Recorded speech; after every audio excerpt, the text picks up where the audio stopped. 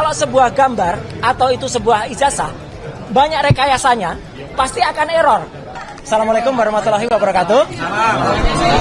Alhamdulillah kami berdua dan juga sebenarnya bersama dengan Dr. Tifa, bersama juga dengan Dr. Taufik dan juga dengan Pak Rizal Fadilah, ya. Kami tadi di dalam bersama dengan tim TPUA, ya, dan langsung diketuai oleh Pak Egy Sujana dan juga ada Pak Muslim Arbi, Bu Kurnia dan juga beberapa petinggi TPU yang lain. Kami alhamdulillah sudah memaparkan dan sesuai dengan kapasitas itu menyampaikan ke depan paparan dari gelar perkara khusus, ya. Pertama-tama yang perlu saya sampaikan, karena saya tahu itu insya Allah itu pasti akan ada tantangan dari mereka, ya. Maka saya sudah siapkan dulu, jadi supaya membuktikan gak usah banyak pertanyaan. Saya tadi sampaikan kenapa saya juga bicara soal Undang-Undang Keterbukaan Informasi Publik. Nah, sebelum tentang Undang-Undang Keterbukaan Informasi Publik itu diberikan, saya sampaikan kalau selama ini mungkin teman-teman banyak lihat, saya dulu ikutnya keterlibatan di apa? Ini adalah surat dari Kementerian Komunikasi dan Informatika, masih zaman menterinya Pak Samsul Muarif. Jadi ini surat di tahun 2003. Saya adalah termasuk diundang secara pribadi, ya, dari Universitas Gadjah Mada. Jadi clear kan, saya Dr. Ismon, Dr. Tifa itu clear banget. Dan yang lainnya adalah para lembaga.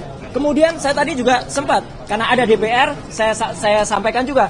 Untuk DPR, saya berkali-kali menjadi ahli di DPR sebelum saya menjadi anggota DPR, ya. Jadi clear banget. Ini undangan untuk khusus pribadi saya selaku ahli multimedia telematika. Dan yang paling menarik tadi membuat para penyidik itu agak ada yang senyum adalah apa? Sebelum undang-undang itu disahkan, saya justru memberikan penjelasan kepada Divisi Humas Mabes Polri waktu itu soal Undang-Undang Keterbukaan Informasi Publik dan Undang-Undang ITE. Nah, jadi saya dan Dr. Ismon tadi didengar betul dan kami itu sesuai dengan kapasitas. Kami karena dibekali dengan insya Allah ilmu pengetahuan, kami kemudian tadi memaparkan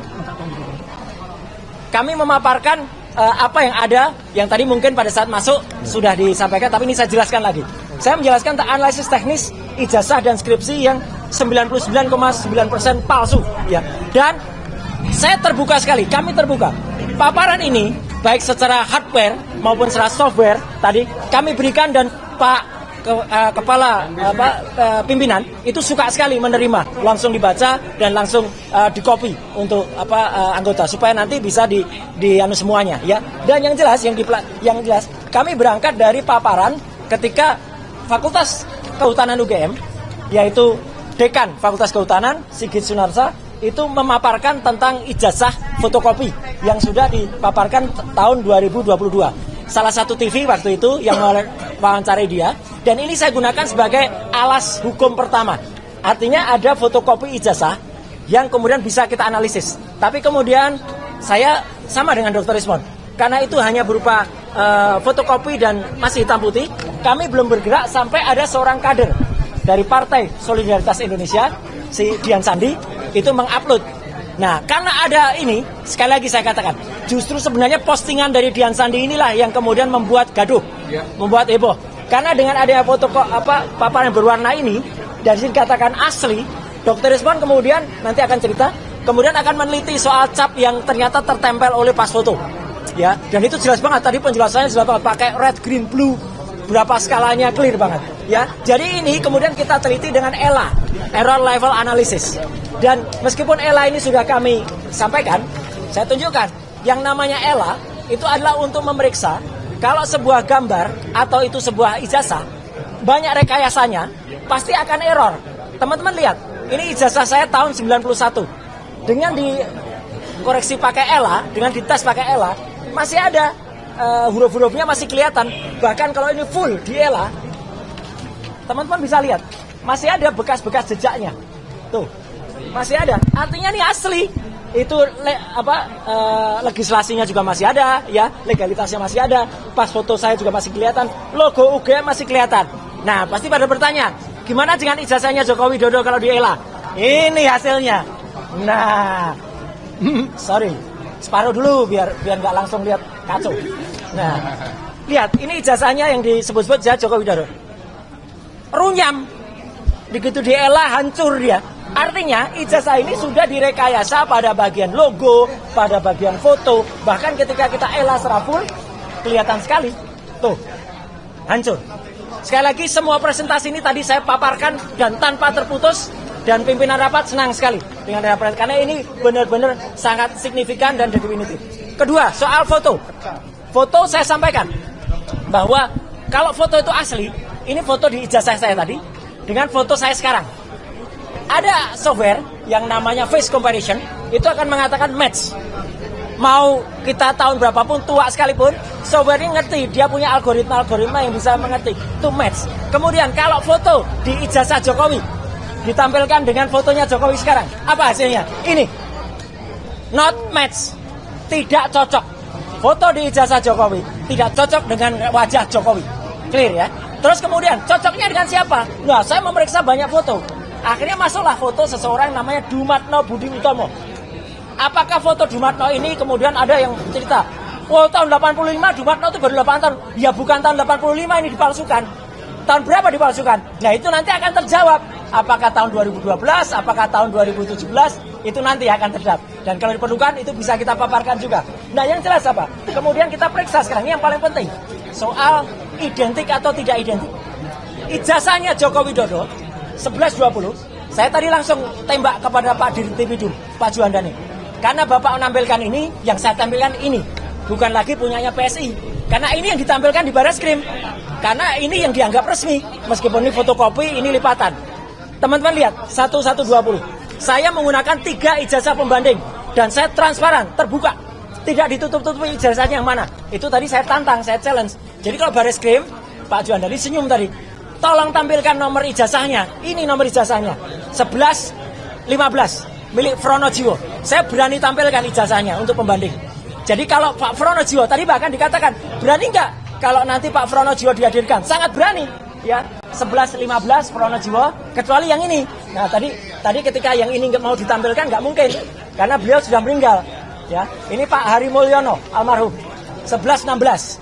Ya, ini perhatikan ijazahnya. Kemudian juga Mbak Sri Murtiningsih 1117.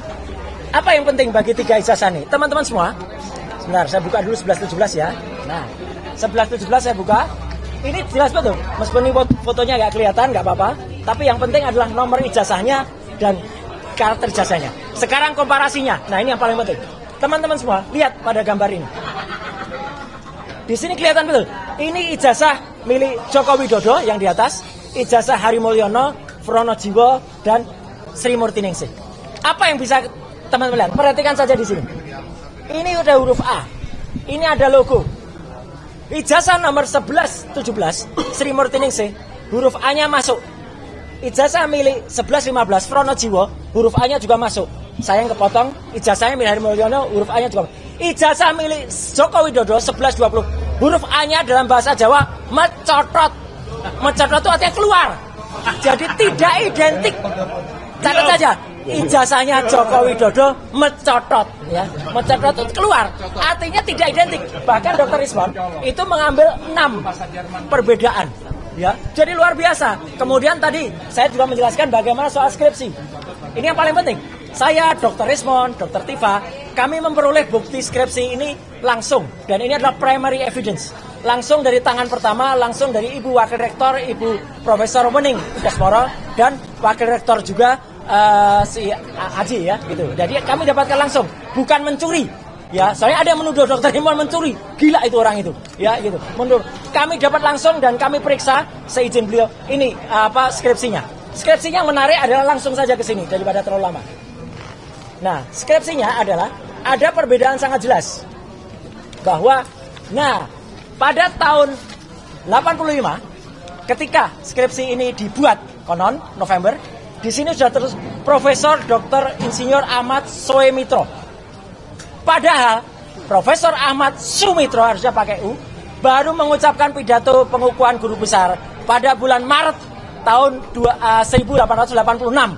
Jadi 5 bulan setelah ini. Jadi kan nggak mungkin dia menuliskan ini. Yang benar yang ada di sini, memang ini skripsi asli. Lihat kertasnya, warnanya. Ini warnanya bulek, udah tua. Ini warnanya baru kertas ini. Jadi ini ada kertas baru atas nama Joko Widodo yang dimasukkan ke dalam skripsi milik orang lain ini. Di sini benar, Dr. Insinyur Ahmad Sumitro, belum profesor. Tadi sempat juga dijawab, itu Profesor Ahmad Sumitro sudah tahun 85, sudah mantap. Nggak ada orang berani pakai gelar sebelum pidato pengukuhan. Ya, itu orang-orang kalau di luar kampus tuh sering aneh-aneh kayak gitu pendapatnya. Satu lagi yang penting, lembar pengujiannya tidak ada. Kalau lembar pengujiannya nggak ada, berarti skripsi itu nggak pernah diuji, skripsi itu nggak pernah lulus. Maka kesimpulannya, hasil uji ELA atau Error Level Analysis menghasilkan ijazah Jokowi menunjukkan error pada bagian logo dan pas foto. Artinya pas fotonya diganti, logonya diganti, dan lain sebagainya. Hasil face comparison menghasilkan pas foto di ijazah Jokowi not match, tidak cocok dengan foto yang Jokowi sekarang. Bahkan hasil face comparison menghasilkan pas foto di ijazah Jokowi itu cocok dengan foto orang lain. Clear ya? Nah, kemudian ijazah pembanding 1115 miliknya Fronojiwo, 1116 miliknya almarhum Hari Mulyono, 1117 miliknya Sri Murti Ningsih, itu identik. Tiga itu identik. Tapi yang tiga identik ini tidak identik dengan ijazah 1120 milik Joko Widodo. Jadi ijazah Joko Widodo tidak identik, clear, dan ijazah pembandingnya jelas. Palsu. Kemudian palsu. Nama Dr. Insinyur Ahmad Sumitro di ucapan terima kasih itu sudah bergelar profesor. Padahal dia belum profesor pada November 85 karena pidato pengangkatannya Maret. Nah, jadi itu yang penting. Beliau dikukuhkan menjadi guru besar. Dan terakhir, tidak ada lembar pengujian yang sangat penting di skripsi itu. Tidak ada lembar pengujian. Klausul yang paling bawah ini yang paling penting. Kalau cacat, skripsinya cacat, maka itu tidak akan lulus. Dan kalau orang yang nggak lulus, nggak akan punya ijazah. Dan sekaligus kami berdua tadi tersenyum di dalam, karena kami sempat singgung-singgung soal keahlian kami. Saya tunjukkan tadi dengan berbagai dokumen, kemudian berbagai sertifikat, berbagai pengakuan dari DPR, dari Kementerian Kominfo waktu itu, bahkan dari Mabes Polri, kita sah semuanya. Dan lucunya, orang yang men-challenge kami itu tadi katanya mengaku ahli digital forensik, ternyata ahli sastra, ya.